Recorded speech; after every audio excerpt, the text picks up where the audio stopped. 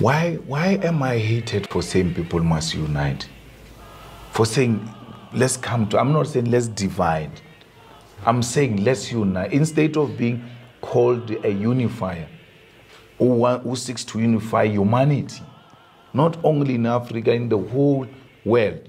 No, why do you bring these people? Oh, these people are going to do this, these people are going to do that.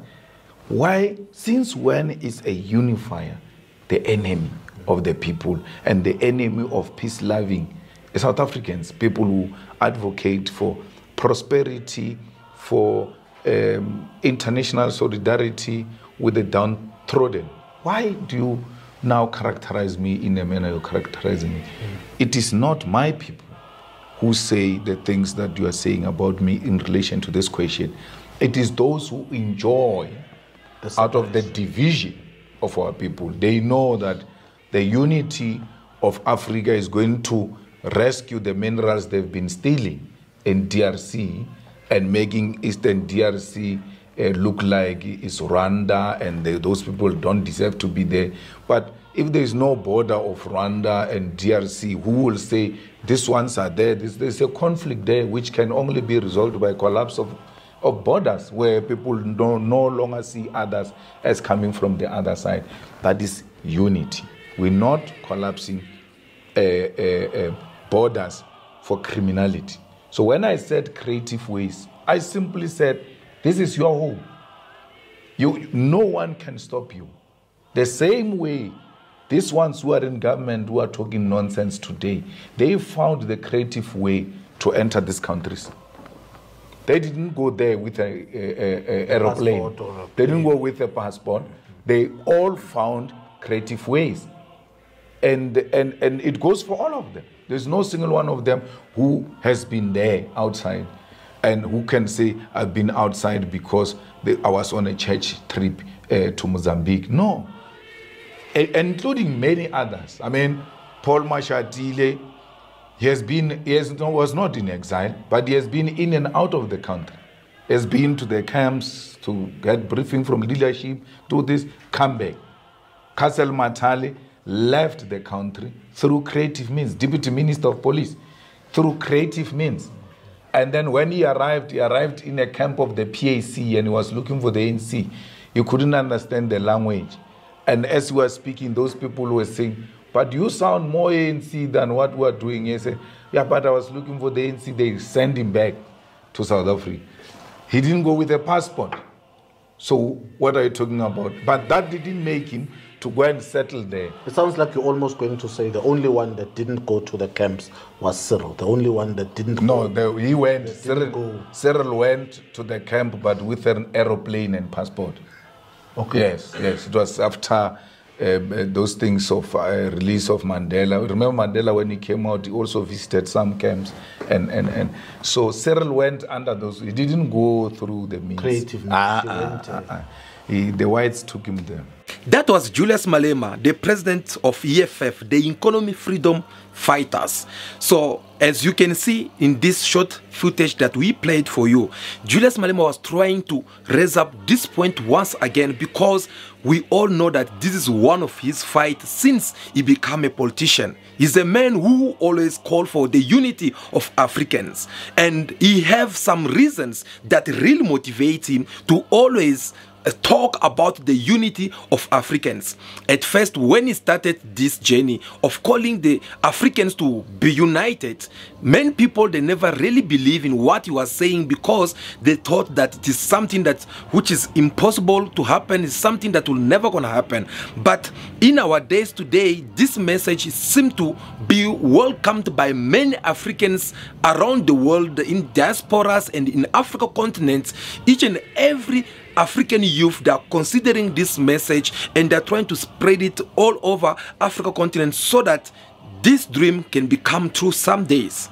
But guys, every time you listen to Julius Malema, if he have to talk in behalf of Africa, he keep on insisting, saying that we don't have to continue to believe in something which was imposed by some people who came in our land and tried to put borders among ourselves, and yet we keep on uploading that kind of behaviors, thinking that is a good thing for us.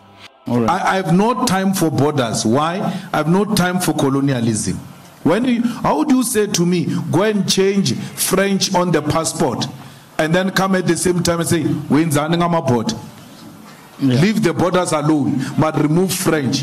Removing of French on the passport is part of decolonizing South Africa. Yeah. So you can't speak in folk tongues. It has to be very clear. No one is going to come to our country. They don't have borders in Europe. But when it comes to us, they say, no, you must have borders. Why? The division of of Africa is what makes them thrive. They thrive on the division of the African continent. Can you imagine the minerals of DRC combined with the minerals of South Africa and with a new currency based on the minerals? What we can do to the dollar if we become a United States of Africa with our minerals alone? We can collapse the dollar. We can collapse the strong pound that is based on gold, yet they don't have a gold mine. So why do you allow such things? So my position is informed by that. And someone says, no, we won't vote you if you say such things, we won't vote for you. He's asking me to lie so that he can go around saying politicians lie. When I tell the truth, I won't vote for you. I must lie so that they can vote for me. Correct. There were no borders, and we must all of us unite in that call. Yeah. Free movements of persons, free movements of goods will make this country flourish. We will even produce our own products. One thing that you South Africans undermine yourself with is that you are the America of Africa. If you are to produce anything here, Africa will receive it with both hands. They will say, this one is from South Africa. You are known for quality, yet you still don't produce a car. Open the borders.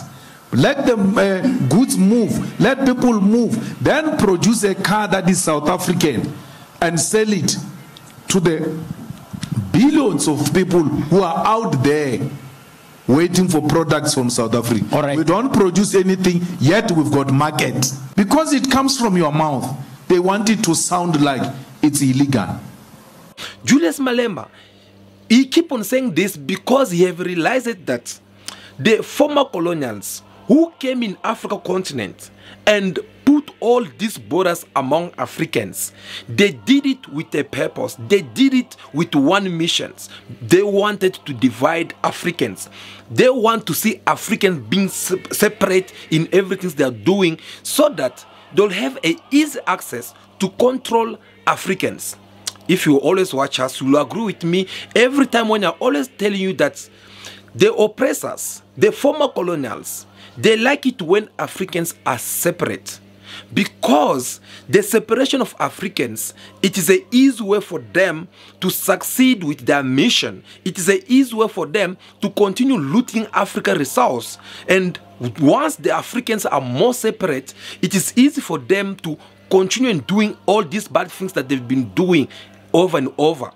And to make even things easy for them, because Africa is not united, they're having easy access to choose our president, a president that can be at their service, a president who can be a puppet president to them. And they are doing that. That's the reason why you see a lot of African leaders, they are becoming dictators in a very easy way without respecting even their own constitutions, because they know that they are well backed by these Western powers. These Americans, Europeans, France, British, they came in Africa not only to kind of like pretending like they're not in Africa affairs, but they're actually deep in Africa affairs, because they are controlling who have to come in power. They are controlling all these leaders. They are manipulating them. And proof to that, see for an example, these our brothers from Sahel regions. I'm referring to Burkina Faso leader, Mali leader, and Niger leaders. These leaders, since they put their power together and they try to turn back against the Western power, you could see how uncomfortable countries such as France, British, and America, they are so angry against this country, and they are even trying by all means to put the kind of sanctions against these countries so that these military leaders, they can put their hand down or their gun down and give power to civilians, because these oppressors, these former colonials, they believe that once the power is in the hand of a civilian, it is more easy to manipulate this kind of people. So they like to have something to say about Africans, and each and every Pan-African or a true African leader who tried to challenge them, who tried maybe to do something like to disobey them, they end up eliminating them, or they end up putting serious sanctions against this kind of president. And here I can give you many examples. We have presidents such as the late former Robert Mugabe, Muammar Gaddafi, who was also killed just because he refused to obey to their commands. And Robert Mugabe, he will have to suffer serious sanctions, all just because he was also rejecting to listen to what they have to say. He was having that courage to tell them the truth right to their faces. So it is the kind of punishment they have to give to all these so-called African presidents who don't want to listen to them. But for the rest of these other African presidents who are at their service, they do everything these people they are asking. They obey them. They listen to them. They become puppets to the Western power. Well, I'm not the one who only have to say this. Even Busisiwe Mkhwebane, the former public protector of South Africa, recently spoke about the same thing. It's the failure of the African Union, because, I mean, they are failing to do that, but even the countries in Africa should be making sure that they put Africa and Africa's agenda as a priority. And I mean, we had the African Union Agenda 2063 when Dr. Nkosazana Dlamini Zuma was still there. And one of their key focus, or one of their aspirations, was that we need to have an Africa which is gun-free, no war, no killings. And that they were supposed to achieve by 2020, but they failed. That is still happening.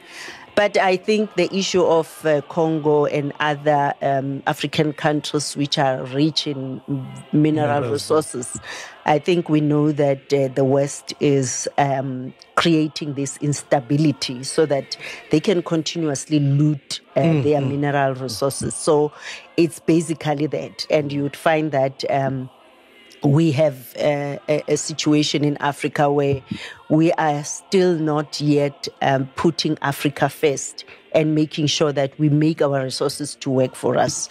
And by that, we will be able to even sustain ourselves, not even depend on any other country. But unfortunately, then we have a lot of leaders in Africa who are unfortunately puppets to the West, and who are controlled and who are placed by the West to lead those countries. Would you say our president is one of them? Hey, Mr. McG. Just because our leaders, our African leaders, they're at the service of the Western power, that make things become even more harder for us. Why? Because they can't do much. Dude, you can't do much if you are at the service of someone.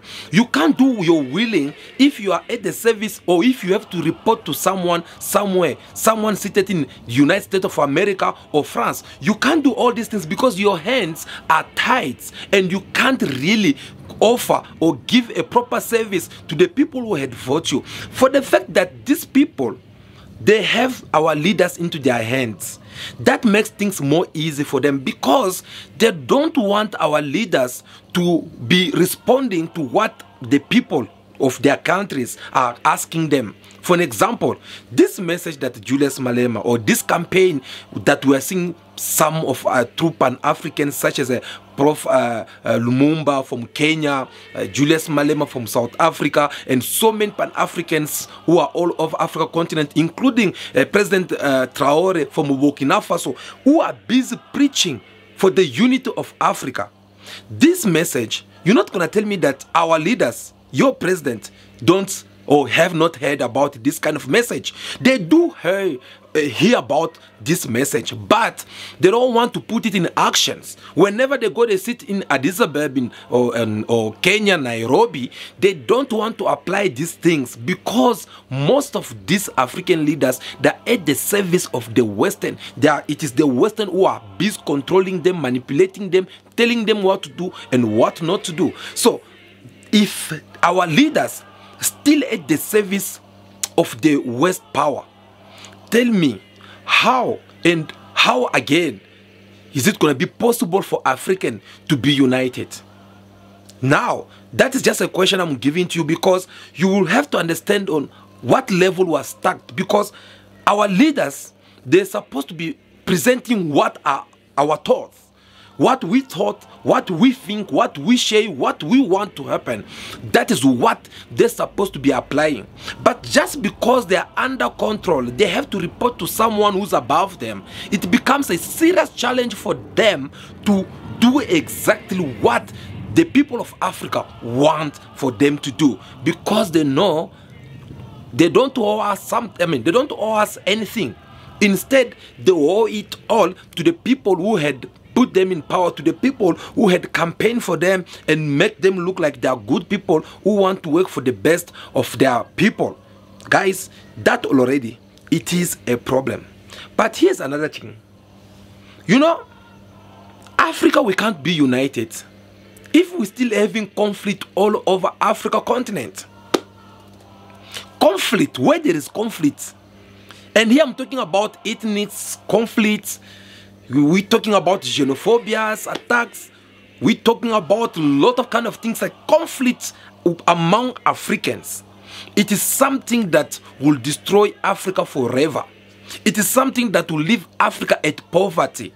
It is something that will make Africa to not achieve something that they're supposed to be achieving long time ago. Sorry. Something that they're supposed to be achieving long time ago. Do you know why? Because this conflict, it is not in the nature of us as Africans. This conflict is something which is being imposed on Africans.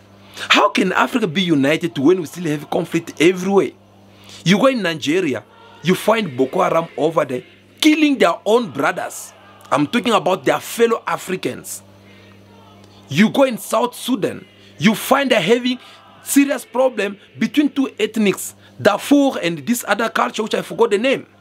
They're having civil war among themselves.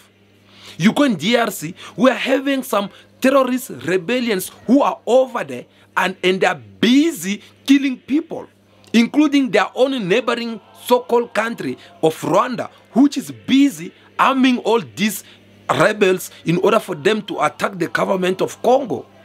You go in Sahel region, we can't even talk, there is even more worse, because we are talking about people fighting for lands and petrol and its different mineral resource.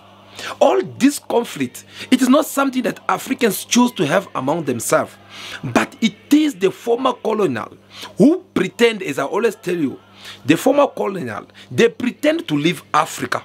Of course they leave it physically. When our forefathers, our former leaders who were busy fighting, we're talking about Nelson Mandela, Patrice Emery Lumumba, Mohamed Nkrumah, and Thomas Sankara, Muammar Gaddafi, Robert Mugabe, all these leaders, when they were fighting for our freedom, they succeed indeed to chase the Western power or the former colonial out of Africa continent. But they did not manage to succeed to chase this former colonial through our thinking, through our mind, through our minerals, through our minings, through everything. They stuck. So the white man choose to leave Africa physically, but not morally, not mentally, because they knew very well that we're not going to succeed to survive without Africa. We're not going to survive without Africa mineral. We're not going to survive without Africa diamond, petrol, gold, platinum, whatsoever it is, because they know very well that everything that they need, it is what Africa have. As I always tell you again, that Africa is that one kidney that the world need to survive. You know, when you are having 2 kidney. And these 2 kidney, one got affected, they had to remove it. Now you are surviving with only 1 kidney. So you will make sure that you take good care of this so-called 1 kidney that left, so that you can survive as long enough on this earth. But if you can't treat this kidney properly, obviously you are playing with your life. And that is something that these Western countries, these former colonials, they are forgetting so far. That Africa continent, it is that one only kidney that remain for them to survive. And for the fact that they keep on cheating on Africans, they keep on looting Africans, they keep on destroying Africa, hoping that someday Africa is not going to waking up. That's a big mistake they're making, because the kind of message people such as Julius Malema, they are preaching out today in behalf of Africans, calling for the unity of Africa. Guys, it is not a joke. This is something that will make Africa to survive. When you hear, for example, Julius Malema saying that we would love to have one currency for Africans, for the whole entire Africa. You know what does that mean? Proof of example to that, look at it, Europe, they're having one currency. Do United States of America come and try and play with them? They don't even, they are having that mutual respect. Why? Because of their own currency. When Julius Malema is also talking about Africa becoming a borderless continent, you know what does that mean? Because some people, just because we lack this kind of mentality or a good way of thinking, if I have to put it in that way, we believe that when people such as Julius Malema are calling for the unity of Africa, that means that no, okay, we are losing everything and then everyone can just come in my country and do whatsoever pleases them. No, the man actually in his ideology, it does not mean it in that way. The man is only calling for a borderless country, a borderless Africa. That simply means to say, you can go and buy some tomatoes from Tanzania and bring it to South Africa. Once you sell, you get your money. Obviously, there won't be a need for you to live in South Africa.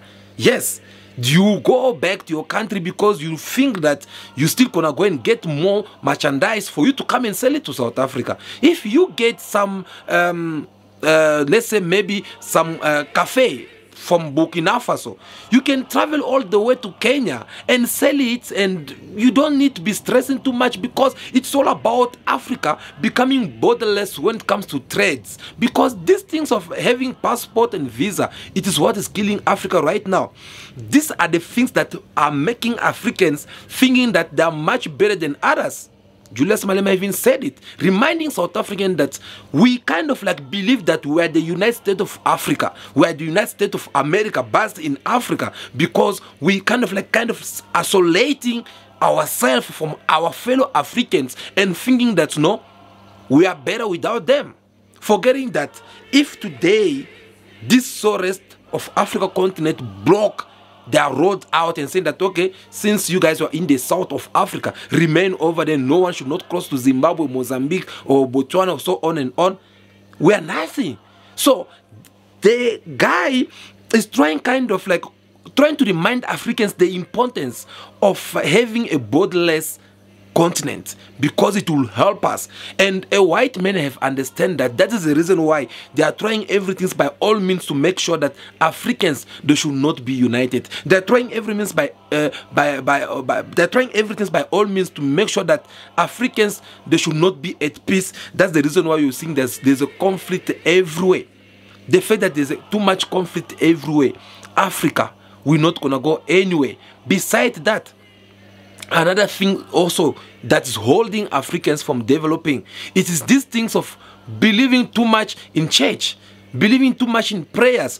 How do you think that, how can you believe that with your prayer only is something that can make Africa to be united? Because those people who are pretending to pray so much and speaks in tongues, yet they're not able to share a small banana with their fellow believers or fellow Christians. So these are the things that can destroy Africans in everything. I want you guys to pay attention to this video I'm about to play with you. So this is Prof Lumumba from Kenya, who was also talking in behalf of Africa, talking about on how some of the things that are making Africans to not be united, things that are holding Africa from not being united. And guys, you'll be surprised, it's not big things, small things. Have watch. Conflict. In northern Mali, the country is divided de facto into two. In the Democratic Republic of Congo, 120 armed groups, yet it is the busiest airspace in the continent of Africa. Minerals are being taken away to Europe and America. Central African Republic, the same. Libya, the same. Several months ago, I wrote to the chair of the African Union and all African heads of state and said, convene a meeting with only one agenda item. What can we do to save Africa from this slide? Only 4 replied.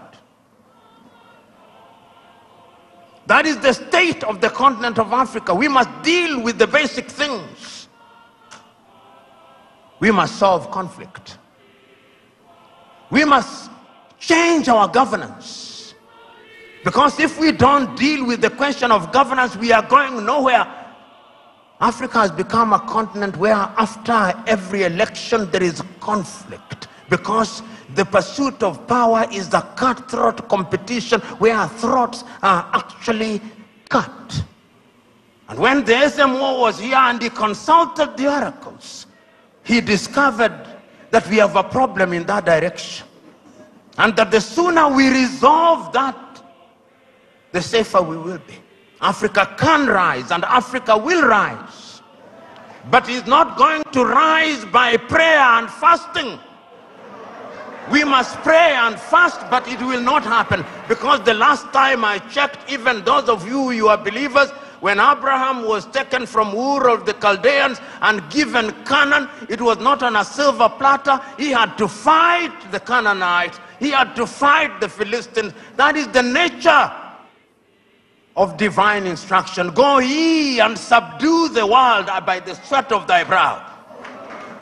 The kitchen where they make manna was closed. Manna will no longer come. Because you must now make your manna. And it is our duty, therefore, as Africans to begin to rethink the younger generation. You know, there is a saying in Chichewa in Malawi that more precious than our children are our children's children. So when we are doing these things, we must remind ourselves that we are doing for this generation and generations yet to be born. Again here, you can see and tell that it is conflict. Conflict, it is what is destroying Africa.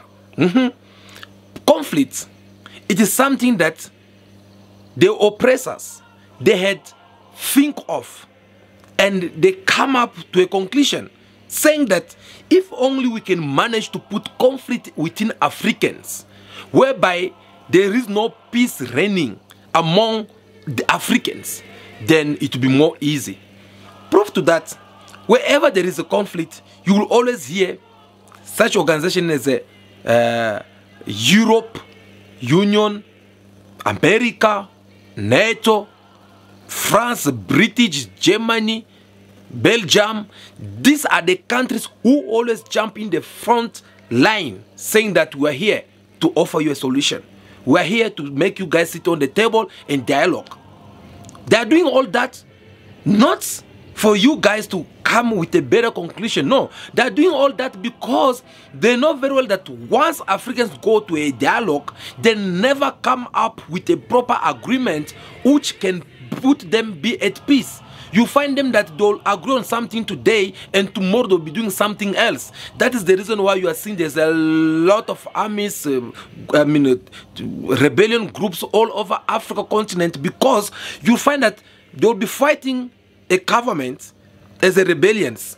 And the next things, when they sit on the table and the dialogue, they'll agree on certain things just for a short period, and the next things you see some of them, they go back in the bush and start fighting again. If you ask them why fighting, they'll say like, no, we had an agreement and this agreement was not approved. And most of this agreement, you'll find out that it is not in the benefit of the Africans. It is in the benefit of the Western power, because again, they are the people who have been behind all this. They are the mastermind behind all this division that we get to see all over Africa continent. Guys, these are the things that we need to stand and put our power together. Not too much prayers, guys. Too much prayers is weakening up the Africans.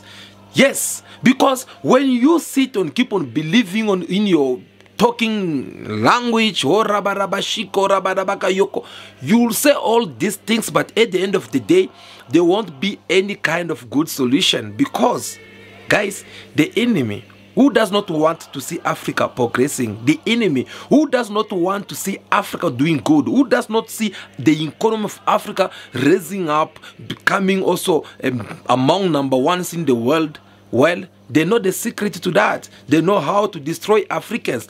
They want to put even more trouble and more division among Africans, so that them they'll be able to do whatsoever pleases them. Now, you, the person who's watching me, you as an African, wherever you find yourself around the world, do you think that Africans, we can be united without conflict, without having puppet presidents who are at the service of the Western power, without us having our own army, our own currency, without having a borderless continent? Why is it, why are we finding it so hard to be united as Africa and make it a borderless continent, when people who came here and put borders among Africans, them they are seated over there in Europe and they are not having borders? You heard Julius Malema saying it very well, that some of them, they are deciding to go to another neighboring country to go and have an appointment, a date of coffee. They go, they sit on the table. Some of them, they go there to watch soccer. You go there knowing that, okay, your national football team will be playing maybe against Belgium. You from France, you travel, you go to Belgium, you watch the game. After the game, you take your train and go back to your country. That is something African were failing to do so far. Now, how are we gonna make this Africa become great? How can we rescue this African continent? So guys, like it or not, like Julius Malema or not, I think the man makes sense on what he's saying on this part here. And this is something that all of us as Africans all over we find ourselves, we should embrace and try to give it a push, so that this message can reach even to more people out there. We really do appreciate indeed your presence being here, because it is very important that we have you, and it is very important that we have to sit down here and discuss with you about this point that Julius Malema raised on his interview, because we all want to see Africa to be united, because the unity of Africa, it is indeed a very important thing that we need to take more seriously for the future of our children and many generations to come, so that they must not experiencing what we're experiencing today. We're talking about unemployment all over Africa continent. How can we fight unemployment if we still divided? We are talking about serious problems that Africans are facing, such as a conflict all over Africa. How can we do that if we are not united? Of course, I'll be talking more about this topic in our next videos. So if you don't want to miss any of it, make sure that you join us by subscribing to this channel right now, so that when we back again here live, you'll be able to know that we are here. But above all, do me a favor, I'm begging you, don't leave without you giving me your thumbs up. Look down here, you see that thumbs? Just click on it. It is free of charge. The reason why we're asking you to do this is because it is a way of you also appreciating what we're doing here, and you want us to come up again with the best analysis, so that we can keep on discussing about matters that concern Africa, because we believe that we are Africans and we should be proud of that. So that will be all for today. Please be good, be kind, have respect for everyone in order for you to be respected. May God bless you all. Also again very soon. Ciao, ciao.